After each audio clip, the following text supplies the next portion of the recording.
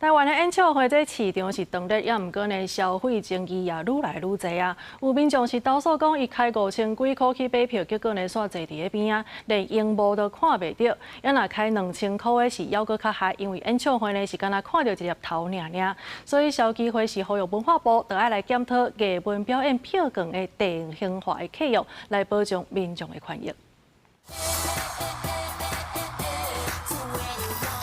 韩国女团 2NE1今年2月来台湾开演唱会，买上14名手票，就是希望会当享受演唱会气氛。不过，消基会最近接到几啊位的民众申诉，讲开几啊千去看演唱会，结果敢若看到一粒头，甚至有人规场拢互音响的喇叭挡掉咧，互民众感觉开钱是咧开心酸的。挡住的这个范围到底是多大？可能呢？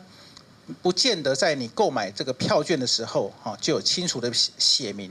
那它可能是灯架，那有可能呢，这个是一个转播设备。韩团的主办单位是回应入场的时阵就有讲过啊，那只是线无好，伫入场的10分钟之内反应，得当随调整座位，或者是讲退票。不过民众对这个答案真无满意，伊讲伊真无简单才抢到票，哪有可能当场退票？